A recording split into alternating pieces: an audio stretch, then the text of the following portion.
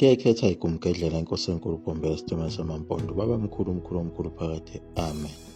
Maningi amazwi ayishiwo uyena uShembe okuvalelisa, njengoba bese sizibalile zonke iziprofetho zakhe zokuthi ngesikhathi sokubuya kwakhe kuyokwenzakalani.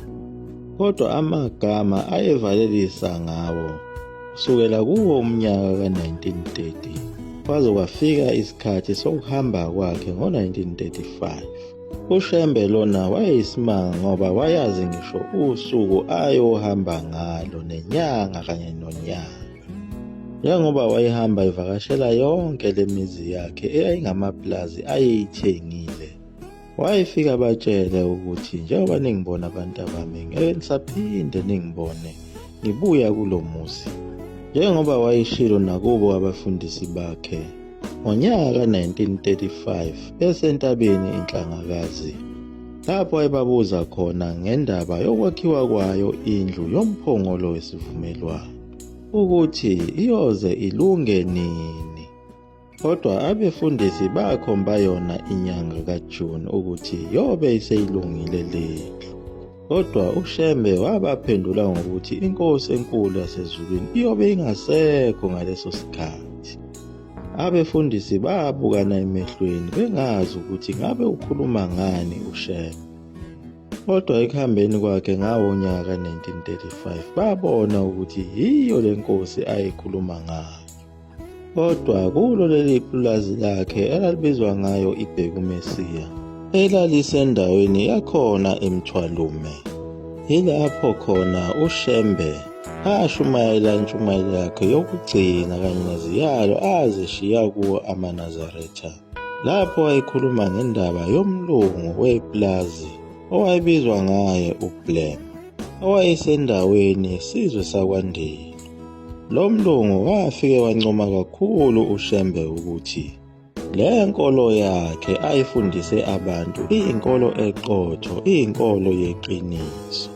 uShembe wambuza ukuthi usho ngani mlungu. Umlungu waphendula ngako ukuthi ukhona umuntu ongisebenzelayo lapha eplazini lami osonta kulo leli bandla lakho. Sengimhlolile isikhathi eside kakhulu ngimqhathanisa nabanye abantu abakhona.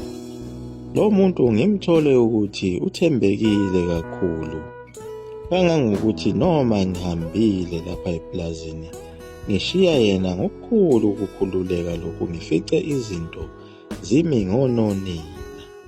Waqhubeka uShembe wathi ikhona kanye okungithokozisayo ukuthi uma ngihlangana nabantu abangawona amaNazaretha bekhulume kahle ngomuntu osonta kuleli bandla, sengathi nonke ningafana nale ndoda.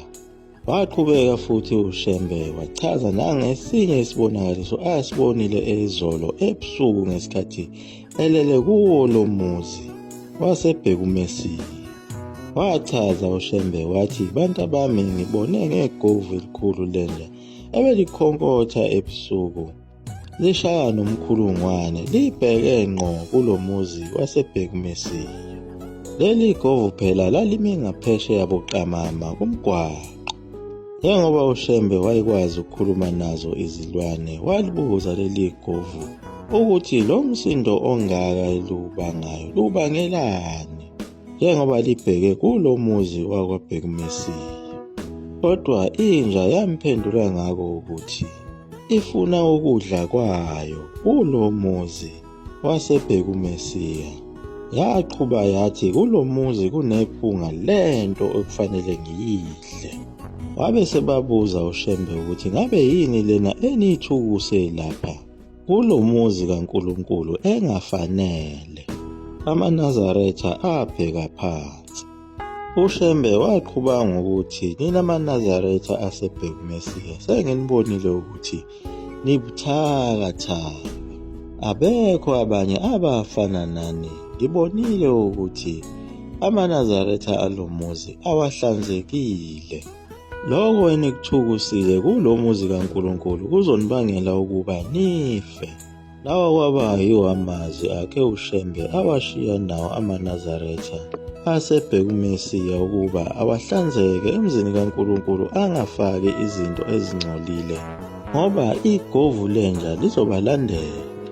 Asazi noma amaNazaretha akhona elethezini alungisa yini leli phutha lenhlanzeko, kodwa khona eGospel okungomunye futhi wemizi yakhe wakusontelwa kuwo owusendaweni yakhona eMzinto, nakhona wavalelisa ngawo amagama okugcina lapho athi khona, bantu abami ngiphonsa intambo kini, bambelelani kuyo niqinise ngoba manje sengizohamba. Bantwana banhliziyo, isikhathi sesiseduze kakhulu. Ngakho-ke ngiyaneluleka ukuba ningalilahli ibandla lamaNazaretha, ningaphindeli emuva. Nansi intambo ngiyayiphosa kini, ibambeni niyiqinise, noma ngabe seyivutha umlilo ningayidedeli. Uma senibona ukuthi izandla zenu sezikhathele, niyibambe nangamazinyo. Kuyoze kufike sona isikhathi sokuba sengiyanibiza.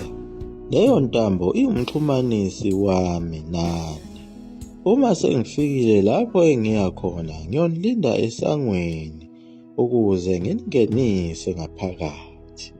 Lawo kwawayiwo amazwi akhe okugcina ngci awakhuluma khona eGospel ngawo nyaka 1934, kanti ebheka uMesiya wayivalelise ngawo unyaka ka-1931. Kodwa khona elethezini emzini wakhe owawakhiwe khona endaweni yaseMzumbe, lapho avalelisa khona kusihlwa emthandazweni, lapho athi khona, bantu abami iy'nsuku zami seziphelile lapha emhlabeni, sekufike ekugcineni, sesingaphonsa nje itshe lifike ekhaya. Ngeke ngisaliphosa kude kakhulu.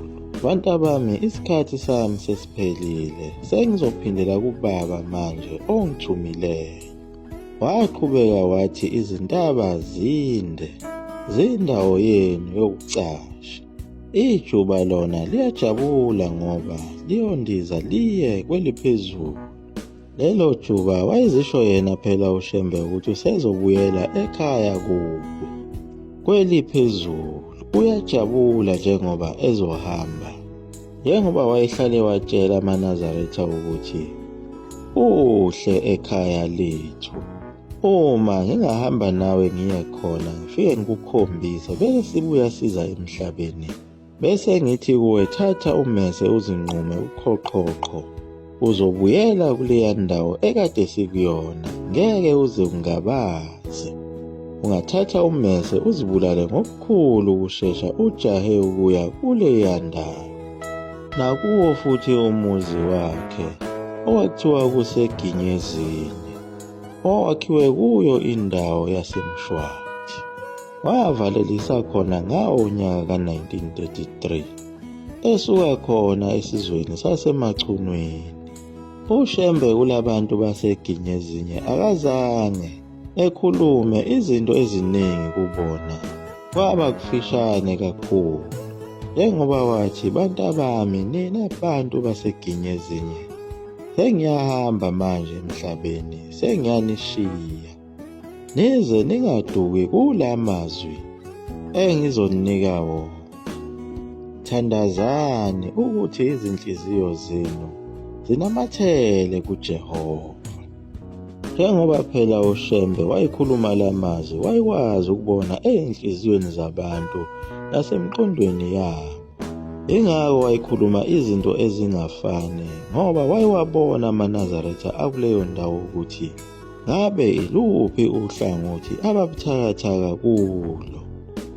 Asaziyo ukuthi amaNazaretha kulezi ndawo eyizwa kanjani inkulumo yakhe uShembe, abeselungisa yini lokhu ayekushiyile okwakuwumyalezo nenkulumo yakhe yokugcina.